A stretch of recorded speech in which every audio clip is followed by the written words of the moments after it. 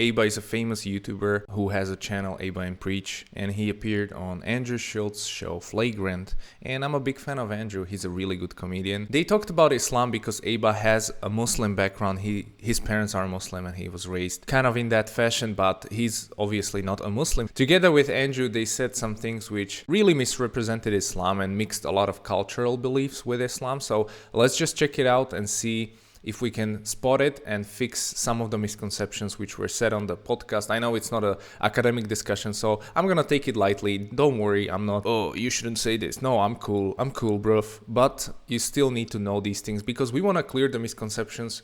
Have you made the Hajj? Yet? No, I'm not Muslim. Yeah, you are. I can tell the way this guy. Yeah, you are. No, bro. Yeah. I've been on that pussy This and alcohol whole time diet for a long time. Say you've been on pussy and alcohol diet for a long time. Were you born Absolutely. Muslim? Yeah. I was raised in a home that tried to make me Muslim. That's what we meant. Yeah, that's Yeah. But I was never like going to the mosque and praying and shit like that. My mom wanted me to, but I was just like, nah. Did you want us to identify you as an atheist? That's pretty gay of you. That's pretty non-Qatari of you. Non-Qatari? It's kind of a trans answer. He was like, I was assigned Muslim at birth. Hey, that's the hex. And then I transitioned. You're trans atheist. I was never. My pronouns are bacon and cheese. That's funny, guys. You have to admit that's funny. He's a trans atheist. He transitioned and his pronouns are bacon and cheese. That is a funny joke. However, yeah, it's a sad story that somebody's raised a Muslim or they try to raise him and he ends up an atheist. And cheese. Do you believe in God? I'm indifferent. You're indifferent. I don't think it matters This is important. what I believe. I think at the end of the day, you just try to be a decent person. If he does exist, then you did a good job. And if he doesn't exist, then you still were a decent person. That's the end of it. And like, So I'm trying to be a decent person. First of all, who decides what's decent? Right there is your problem. Because the point of God is that he's the ultimate source of morality, objective morality. So we try to follow his laws because that's goodness. And so if you're trying to be a decent person, you should follow that or have another religion which tells you that. But if you're an atheist, you don't have that, then of course you're following subjective morality of a society or culture where you're born in. And that changes and shifts a lot. So you're decent in comparison to your culture. So for example, you're getting drunk, you're hooking up with girls. That's not decent in Islam. That's actually a big sin. But in your paradigm, that's fine. If he exists, then he's going to be okay with me. And if he doesn't, then it's okay. Wait a second. If he doesn't exist, if God doesn't exist, that has implications on every fabric of the society. If God doesn't exist, if atheism is true, then there is no morality. This is all a game. We're pretending to play here and we can just start raping each other. We just have social constructs, but by that point, we're just atoms colliding in the universe, but this whole existence, our life is meaningless. That's a big statement. And the second one, if he exists, then he's gonna be good. How do you know that? How do you know that? Shouldn't that be the most crucial question? Because you've mentioned, I don't think it's important whether I believe in God. It's the most important thing, because if God exists, your entire world is changing. If God doesn't exist, your entire world is gonna change as well. So isn't that the most important investigation you can make, to really dive deep into, well, if God exists, let's assume the first option is true, God exists. Okay, I'm in big trouble because I'm not following what he wants probably from me. First of all, is there anything that I can follow even? Like, does God have a plan, or is it just some energy out there? And if there's a plan, if there's a communication with humans, what does he want? And what's the point of all this existence?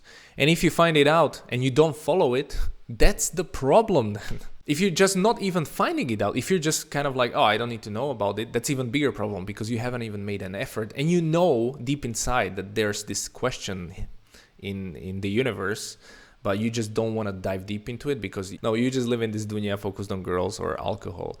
That's fine, but that's distraction and you're gonna die. So we all know we're gonna die. So then at the end of the day, this question is quite important.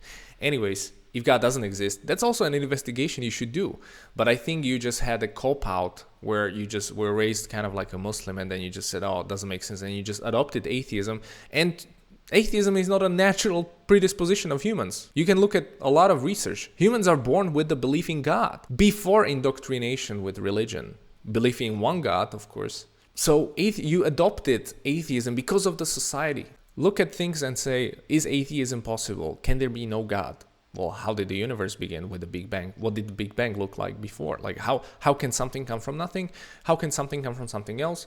What's the infinite chain of realities? Is there a virtual reality, simulation, whatever? Women with hijabs nowadays, they be rocking like spandex and the tightest clothes, showing you everything without showing you nothing. That's weird to me, bro. Hey, It's like halal from the head up and then haram down. You know, You don't it's like just- it. That's cool. He's right. Women are doing that. If you're wearing a hijab but it's tight and you're showing everything, what's that? Or you're wearing makeup, right? It's so tight. And I'm like, bro, there's no modesty there. I think you're more Muslim than you think you are. To be honest. Yo. Nah, I just don't I like hate these women hypocrisy. wearing clothes that make them feel good. No, I just don't like hypocrisy. Like the whole point of the hijab is modesty. Islam is the way, my boy. Tell them. Islam is the way. I think you need to come back to the squad. I think version 1 of America was a Christian nation. Version 2's got to be Muslims. Yo, shout out Andrew Tate. MashaAllah. That's right, bro. It's gonna happen. You can see it everywhere. It's coming. It's coming. There's no other alternative in the world against liberalism than Islam. We tried communism. We tried capitalism. We tried all these systems. We tried socialism. We tried fascism. Many systems were tried and failed. So there's just two competing ideologies nowadays, Islam and secular liberalism. Yo, shout out Andrew Tate. You know what I'm saying? Yes. About to move to Romania. No. Why do you think version 2 is Muslim? I just think the more I hear people speak, the more it just sounds like they want a non-secular country that has like extreme conservative values, even beyond what like Christians would espouse nowadays. And so it's interesting to me. It's like even this whole That's true. Like overall, the mood is changing and shifting in the West, and people can see like, hey, if we continue down this road, then we're gonna be screwed. And a lot of you Muslim guys who are watching this, you don't know this, maybe you don't live in the West, but most people don't agree with liberalism. Like that's the majority. So maybe you say, oh, West is doing this, and you put some memes and tweets. That doesn't represent the West. So you should be careful with that, because most people are conservative and they don't want those things happening. So it's just the media portrays that everybody's on board with this idea of transhumanism. Just be careful with that diagnosing, oh, the Western people think that. That's not true. The politicians, maybe, but that's not the people at all. It's like even this whole red pill wave of everyone being on like the Muslim hype train. Yeah. It's like you realize they just want to take control, and they realize like Islam is the only country that like, I'm more terrified of looking gay than going to jail. Wow. I'm telling you, you're more Muslim than you think. Yo. I'm telling you. Yo. Yeah. I ain't going to jail. I'm good. I have to say that to reassure myself. Jail for a Muslim man is pretty much just how you treat your wives. So Whoa. Not that This crazy. guy's what's Not wrong that with crazy. him? Except for them, it's not consensual. It is consensual, because when you get married, when you do nikah, Islamic wedding, you sign a contract where you have terms. And so the wife has to agree to the contract before getting married. She can't get married by force. And actually her father usually has to get an approval for the guy to marry her. And so she can refuse. She doesn't have to get married to the guy. Now, I'm not saying some countries, they claim to be Muslim, but they have some weird cultural beliefs where they force marriages. This is not Islam, but there's nothing wrong with matchmaking different people. And if they both agree, like, hey, basically, I'm going to provide for you. You're going to be home watching over the kids. You don't have to go to work. I don't want you to work because you don't have to. I want you to stay with me and take care of kids and have a family. And I'm going to go out there and make some bread. Most women, most feminists want this, to be taken care of, so that they don't have to go to the dead-end corporate job to work their beauty away and to leave at 40 and then don't get any kids and die alone. So Islam prevents this. It is consensual because you do sign a contract. So in that you consent that you will obey your husband. So yeah, you should obey your husband. It's true in Islam. A husband is a patriarch. He has an authority over you in some regards. He's also responsible for you, and he's going to be held to account by Allah on the day of judgment for you and how he... And yeah, it's a different model where mostly you can stay at home and just take care of kids. Like, what's wrong with this? Most women want to do this anyways. Those who don't want to, then don't get married. And if you do get married, you're a feminist, then that's not going to work out in Islamic marriage. Like North Africa, where these women would get up and they say like, if your husband doesn't slap you, he doesn't care about you. What? That's like a real thing in some parts of the world, yeah. How does it make sense to Islam? Like in Somalia, you can do woman circumcision, and it's not in Islam. So There's plenty of practices in these North African countries which are not Islamic because they had culture before Islam. The migrants are from India, so they're going to treat him like a Yeah, migrant. yeah. So they're from India, Pakistan, East Africa, like Southern Asia, and so they'll use all these people to come down and work, but like they treat them like garbage. You're relegated to certain neighborhoods. You can't get out. If you try to move anywhere else, they'll bar you from it. And you're saying that this type of treatment exists all throughout the Middle East? Oh yeah, all right. I'm just taking an example. Lebanon. The Lebanese people don't get at me, but like all the Arab countries, they get maids. And if you know anything about the maids, like this was a scandal for a long time. They would keep the passport. They would mistreat them if they wanted to. They killed a whole bunch. I'm talking about putting nails inside people. Yeah, it's very common over there how they mistreat a lot of them. Now there's some people who have maids and don't treat them terribly, but they're treated like third-class citizens.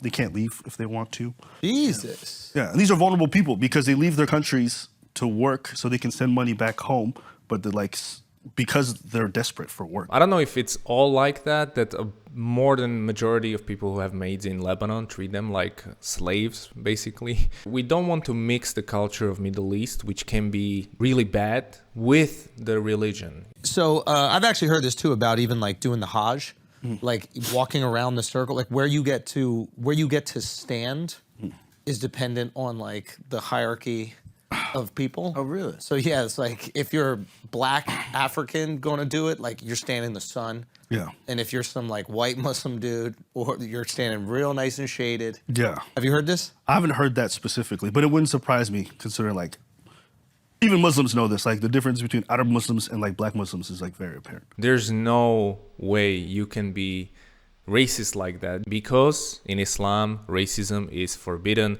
And it's forbidden by the statement of the Prophet from the Hadith, which says that white man is not superior to black man is not superior to white man. We are all equal. So Islam is the only religion which there's no way you can go to Hajj, which is like the pillar of Islam, and experience racism. In Islam, there are no races. There is nothing. There's just Muslims, whether you're white, black, or Asian, doesn't matter. Now, how people treat you, of course, the families would prefer to marry the white Muslim or the Arab Muslim to Arabs, or Turkish Muslims want to marry within them, the Turk Muslims. That's culture, that's what they believe. Again, separating cultural beliefs and Islam. Really? Yeah. In what way? Well, I mean, to be fair and to be generous to them, like it's not all Muslims who feel this way, but there is like in the Arab world, you can all be Muslims, but if they find out that you're a black person, they don't want you to marry their daughters. It's also tribal because even if you're like from a different tribe, sometimes they're like that to some degree. But yeah, racism out there is wild. And that's true. I've heard this, that some families, when their daughter is approached by a black guy and they don't want to marry her, you can have a preference that, for example, I would prefer my daughter, let's say if I have one, to marry a Slovak Muslim or some Muslim from here because I know her life will be easier with that paradigm. However, it's not the main condition. But this racism exists, and I do acknowledge he's right on this. So I think overall, you need to decide whether God exists or not. I mean, that's the fundamental, and you can't just stay indifferent because that's not an answer. You need to decide because this life is about that decision. This entire life is a decision whether you're going to live in accordance to something that exists outside of the universe or something that doesn't. Allah says in the Quran, people who choose this world, they're going to have hellfire. People who choose the hereafter and they live for the hereafter, they're going to have a paradise. So that decision is up to you, whether you're an atheist, agnostic, or a Muslim or Christian or whatever you are. And if you have any questions about that, let me know. We can talk. All right. So assalamu alaikum, white Muslim signing off. Some things I agree, some things I don't. See you next time.